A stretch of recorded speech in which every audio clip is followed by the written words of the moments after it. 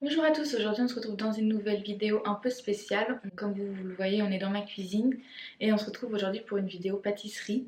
Donc je vais vous montrer comment faire un gâteau. C'est une recette que j'ai personnellement inventée, donc je vais vous donner la recette pour le faire.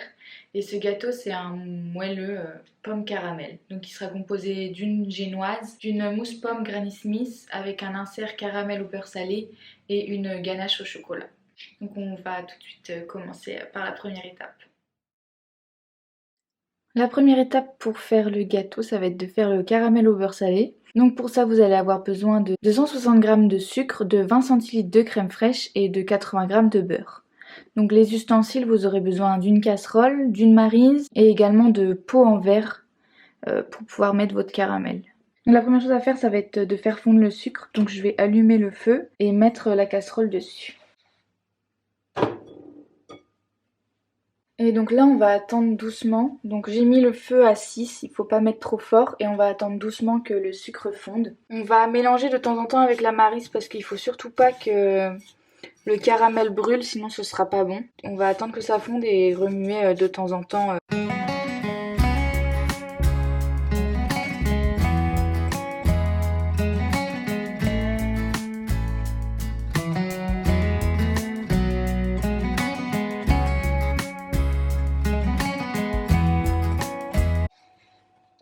Une fois que le sucre est totalement fondu, on va pouvoir le retirer du feu. Maintenant que j'ai retiré le sucre fondu du feu, faites attention, c'est extrêmement chaud. Je vais ajouter petit à petit la crème fraîche et je vais bien mélanger.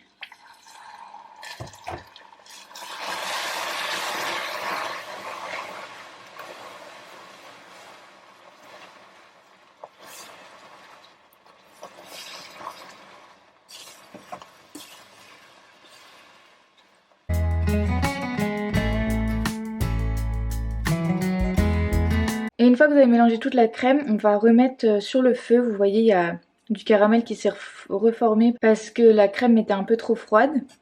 Donc on va remettre sur le feu pour faire fondre les petits morceaux de caramel et on va également ajouter le beurre salé.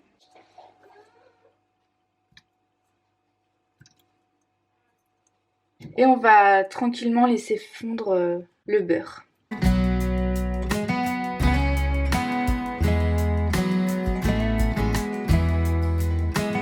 Donc ça y est, mon beurre est totalement fondu, du coup je vais pouvoir verser mon caramel dans les pots. Donc moi je mets mon caramel dans des pots parce qu'avec cette recette on peut aussi se servir du caramel pour en mettre sur nos tartines le matin, enfin peu importe ce que vous mangez, vous pouvez également utiliser cette recette pour manger votre caramel sur vos crêpes, vos tartines, un peu ce que vous voulez. Je vais le laisser refroidir toute la nuit et comme ça demain matin je continuerai le reste de ma recette. Et là je pense pas que je vais tout mettre dans le gâteau, on verra demain, mais je pense pas à tout mettre dans le gâteau, je pense qu'il m'en restera après. Donc maintenant on va s'occuper de la génoise. La première étape ça va être de préchauffer le four, donc je vais le préchauffer à 180 degrés chaleur tournante. Et ensuite on va tout de suite préparer le moule. Donc pour préparer votre moule, vous allez avoir besoin de votre plaque qui va aller au four, d'un moule, donc moi c'est un moule rectangulaire extensible, de papier cuisson et également d'une paire de ciseaux. Donc première étape, on va déposer du papier cuisson dans le fond du moule. On dépose ensuite notre moule dessus et on l'ajuste à la taille qu'on souhaite en fonction de la taille du gâteau qu'on veut. Et ensuite je vais venir couper juste au niveau des angles. Une fois que c'est fait, on peut enlever notre papier.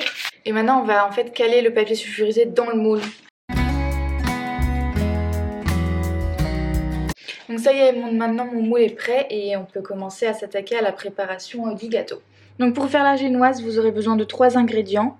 Donc vous avez besoin de 4 œufs, 125 g de sucre et 125 g de farine. En termes d'ustensiles, vous allez avoir besoin soit d'un robot pâtissier qui a un fouet, soit d'un fouet à la main ou alors un fouet électrique. Vous aurez également besoin d'un tamis et d'une maryse pour mélanger la farine également. Donc on va pouvoir commencer, puis la première étape c'est de mélanger au mixeur pendant environ 10 minutes les œufs et le sucre. Il faut que le mélange double de volume et blanchisse.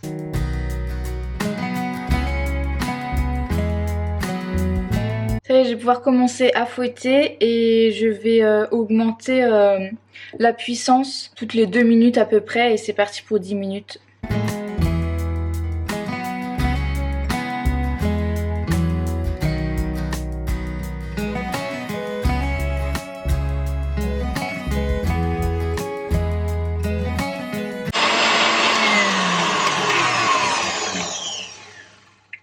Ça y est, ma préparation a bien monté. Je vais pouvoir ajouter la farine tamisée.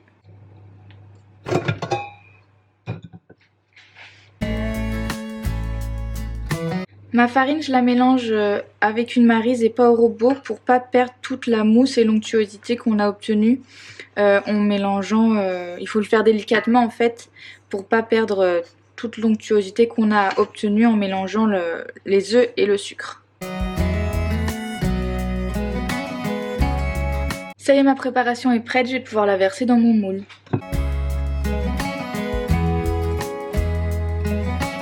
Donc là c'est parti pour 25 minutes à 180 degrés. Ça y est, je viens tout juste de sortir mon gâteau du four. Donc je l'ai sorti à 23 minutes de cuisson. Là je vais laisser reposer 5 minutes et ensuite je vais le mettre sur une grille pour qu'il refroidisse jusqu'à ce que je le mette dans le gâteau. Donc là on va commencer à faire la troisième étape de la recette qui est la mousse à la pomme Granny Smith. Donc pour faire cette mousse il faut tout d'abord de la compote de pommes, environ 300 g il faut 300 g de compote de pommes. Donc la première chose que je vais faire c'est faire cette compote de pommes. Donc pour ça vous aurez uniquement besoin de pommes Granny Smith. J'ai à peu près 350 g coupées en morceaux et je vais les faire réduire à la casserole. Donc là j'ai allumé le feu, j'ai mis ma casserole sur le feu et je vais verser mes pommes dans ma casserole. Et maintenant j'ai plus qu'à attendre que ça réduise, normalement ça va se faire tout seul. Et je vais juste venir mélanger de temps en temps. Plus vous faites des petits morceaux et plus ça ira vite, donc après c'est à vous de voir le temps que vous avez devant vous.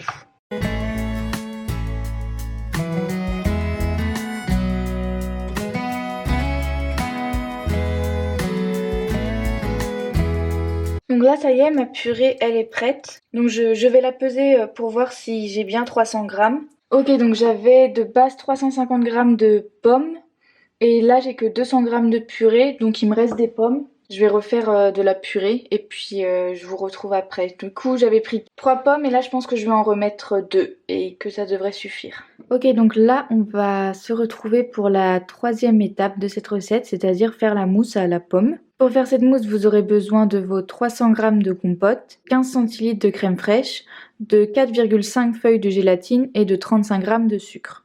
Vous aurez également besoin après de pommes coupées en morceaux. Donc j'ai fait vraiment des tout petits morceaux.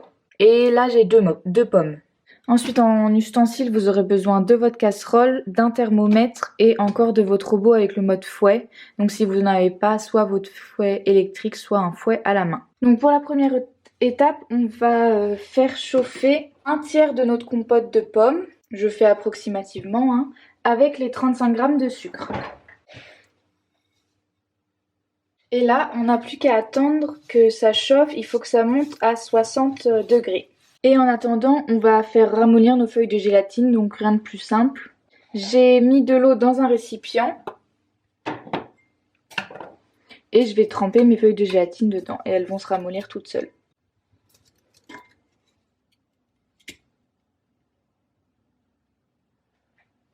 En attendant que notre compote chauffe, on va préparer notre moule. Donc pour ça, on va placer une feuille de papier sulfurisé dans le fond. Et on va placer du rhodoïde tout autour. Pour nous aider à placer le rhodoïde, on va pouvoir utiliser du scotch. Donc je vais scotcher mon rhodoïde à mon moule. Et ensuite, je vais faire tout le tour. J'hésite pas à scotcher à plusieurs endroits pour être sûr que ça tienne bien.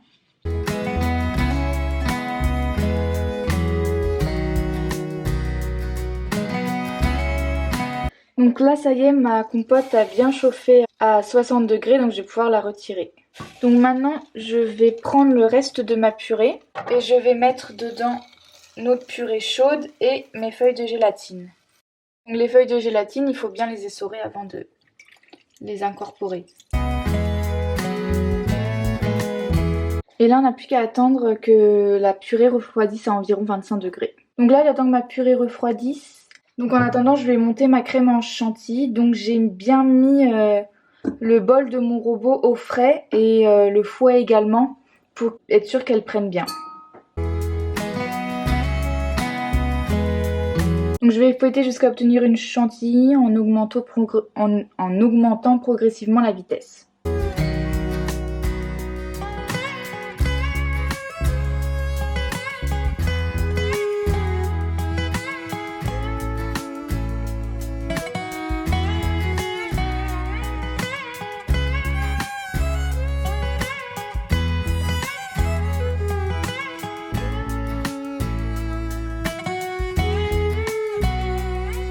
Comme vous l'avez sans doute vu, j'ai raté ma chantilly, j'ai trop laissé tourner et du coup elle a viré. Du coup il faut que je vais recommencer et je vous montre le résultat une fois que c'est terminé.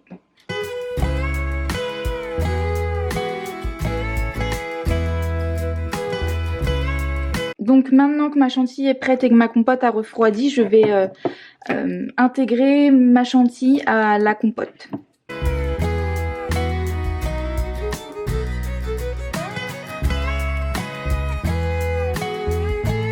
Donc là en faisant ma mousse je me rends compte que peut-être j'aurais sans doute dû mixer la compote pour qu'elle soit vraiment lisse, mais bon c'est pas dérangeant. Donc là j'ai fini d'incorporer, je vais ajouter mes morceaux de pommes. Maintenant que nos 3 éléments sont prêts, on va pouvoir commencer au montage. Donc on va d'abord mettre une première couche de mousse.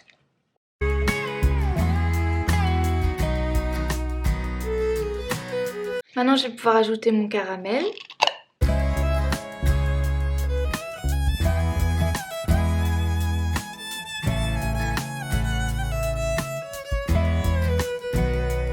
Je mets ma ganache et ensuite je vais recouvrir d'une deuxième couche de mousse. Ma génoise, pas ma ganache.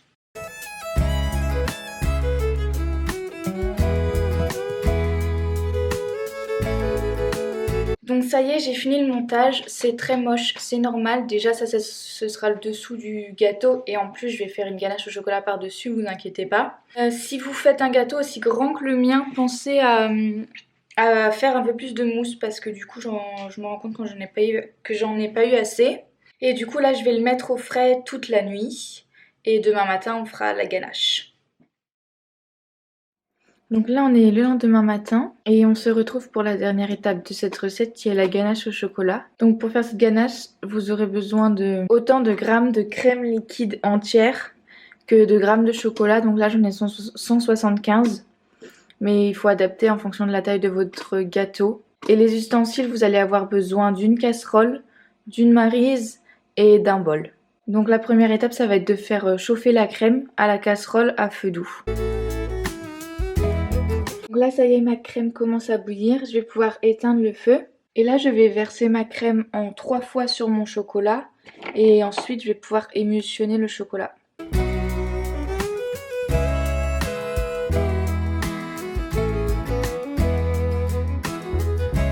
Donc là ma ganache est prête, il ne reste plus aucun morceau de chocolat. Je vais pouvoir la filmer au contact et la mettre au frais pendant 2 heures.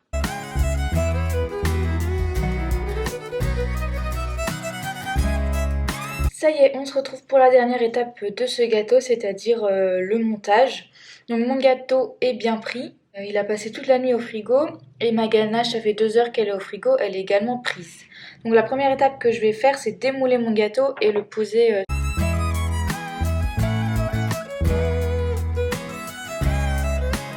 Ça y est, mon gâteau est démoulé, j'ai plus qu'à mettre la ganache dessus.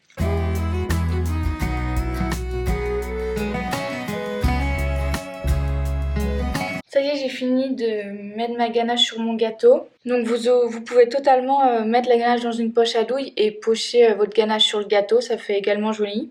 Donc je le trouve plutôt réussi. Il aurait pu être plus joli mais je suis un peu prise par le temps. J'avais pas le temps de faire un pochage à la poche à douille. Ça y est, cette recette est maintenant terminée. J'espère que ça vous a plu. Si jamais vous reproduisez ce gâteau, n'hésitez pas à m'envoyer des photos sur Instagram en DM. J'aimerais bien avoir votre retour sur cette recette.